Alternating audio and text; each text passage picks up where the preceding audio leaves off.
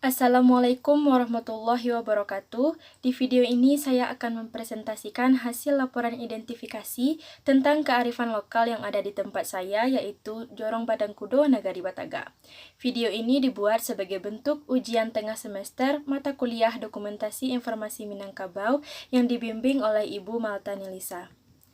Sebelumnya, perkenalkan nama saya Fadilah Ulfa dengan NIM 2102623, jurusan Bahasa dan Sastra Indonesia dan Daerah, Program Studi Informasi Perpustakaan dan Kearsipan dari Universitas Negeri Padang.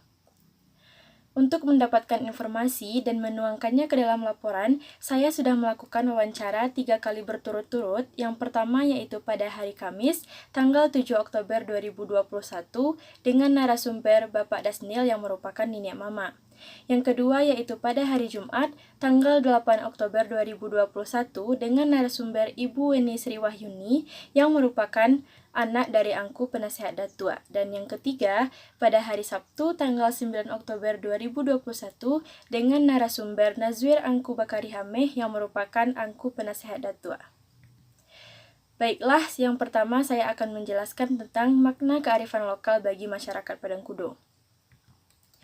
Kearifan lokal adalah sesuatu yang sudah diturunkan oleh orang-orang terdahulu yang harus dijaga untuk diturunkan lagi kepada generasi selanjutnya agar kearifan lokal atau tradisi itu tidak luntur dan tetap melekat pada adat Minangkabau.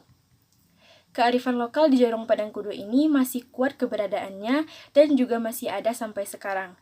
Masyarakat setempat memperkenalkan kearifan lokal kepada anak-anak dan juga masyarakat lainnya dengan cara mengikut sertakannya pada tradisi seperti sile dan juga randai agar kearifan lokal tersebut tidak pudar di generasi selanjutnya.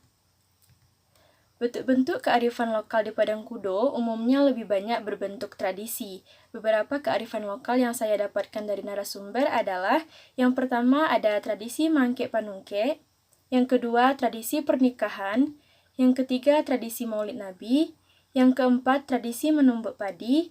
Yang kelima, randai batu dong ame. Dan yang terakhir berupa mitos atau ungkapan kepercayaan rakyat.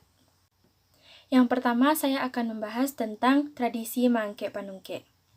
Panungke adalah wakil dari nenek mama yang bergelar datua yang bertugas untuk mendampingi atau mewakili datua itu sendiri. Tugas dari panungke itu adalah untuk mewakili datua dari suatu suku atau kaum untuk mengurus sesuatu ke luar daerah atau keluar dari suku atau kaum tersebut. Ketika nenek mama atau datuk dari suatu kaum meninggal dan penggantinya belum diangkat, maka panungke lah yang akan memimpin kaum tersebut untuk sementara, sampai pengganti dari datuk itu sudah ada. Tradisi mangke panungke akan dilakukan ketika datuk atau panungke sebelumnya sudah wafat atau panungke sebelumnya itu tidak disetujui lagi oleh anak kemenakan. Misalnya, panungke sebelumnya berlaku tidak adil atau disebut dengan gadang malendo, di mana dia bukannya melindungi anak kemenakannya tetapi malah menindas dan berlaku sesuka hati tanpa mempedulikan nasib anak kemenakannya. Maka diangkatlah panungke yang baru. Tradisi mangke panungke ini dilakukan biasanya ketika berkumpul bersama nenek mama, alim ulama, dan juga cediak pandai. Tradisi ini dilakukan dengan cara musyawarah mufakat untuk mangke panungke yang didahulukan selangkah dan ditinggikan sarantiang. Setelah diangkatnya panungke, maka akan diadakan acara doa bersama atau mandoa basamo yang bertujuan mengucap rasa syukur kepada Allah Subhanahu wa Ta'ala dan memohon perlindungannya, dan juga agar kegiatan mangke panungke tadi diridhoi oleh Allah Subhanahu wa Ta'ala. Yang kedua adalah tradisi pernikahan. Salah satu tradisi sebagai bentuk kearifan lokal yang masih ada di Jorong Padangkudo adalah prosesi pernikahan yang diselenggarakan menurut adat. Beberapa di antaranya yang saya dapatkan dari narasumber. Yang pertama, tradisi mantan kain atau mantan tando. Adalah kegiatan mengantarkan kain dari pihak perempuan ke rumah pihak laki-laki. Makna dari prosesi mantan kain ini adalah sebagai bentuk ikatan atau sebagai tanda bahwa calon mempelai pria sudah terikat secara adat dengan calon mempelai wanita.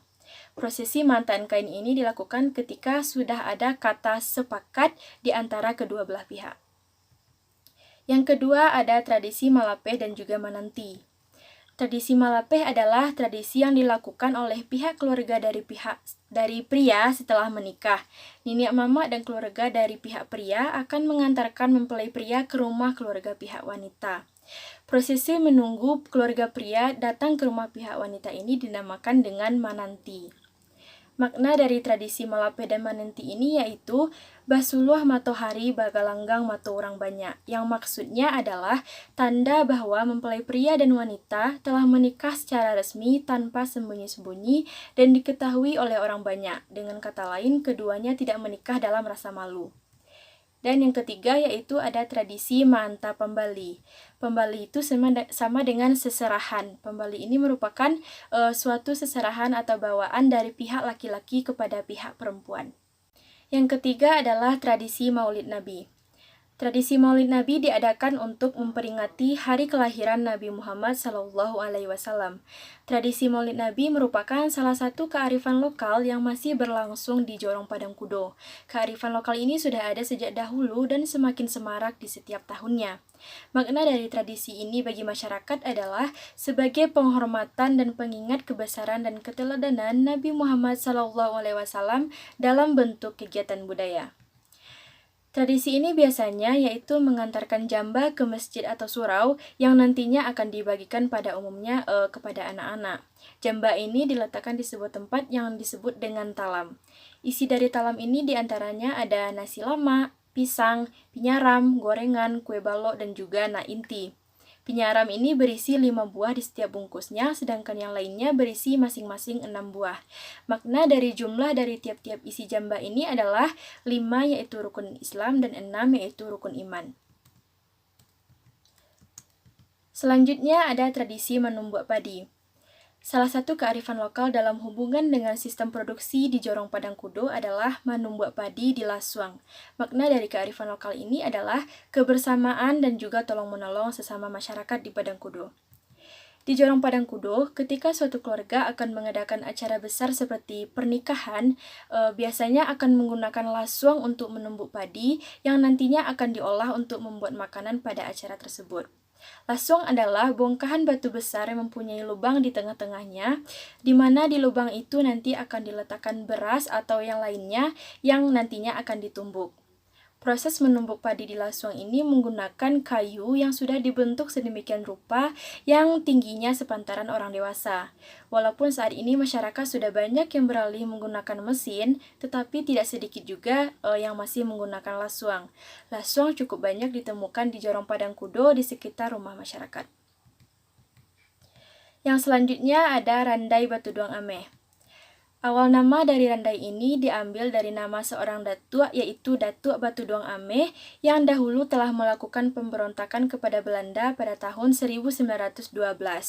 Untuk mengenang peristiwa tersebut didirikanlah Sanggar Randai Batuduang Ameh pada tahun 1952, beberapa puluh tahun setelah peristiwa pemberontakan itu terjadi. Makna dari Randai ini adalah sebagai pesan dan sejarah bagi anak muda sekarang bahwa dahulu telah terjadi pemberontakan oleh Datuk Batuduang Ameh.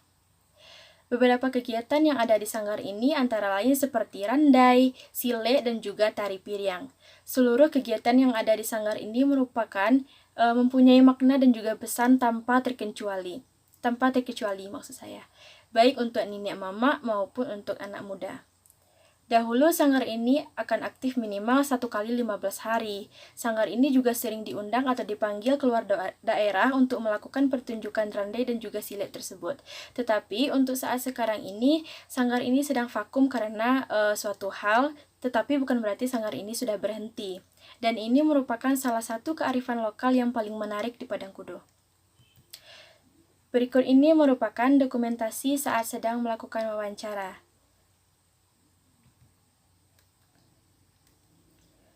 Baiklah, sekian presentasi dari hasil laporan identifikasi kearifan lokal di Padang Kudo. Apabila ada kesalahan dalam pengucapan kata, mohon dimaafkan. Assalamualaikum warahmatullahi wabarakatuh.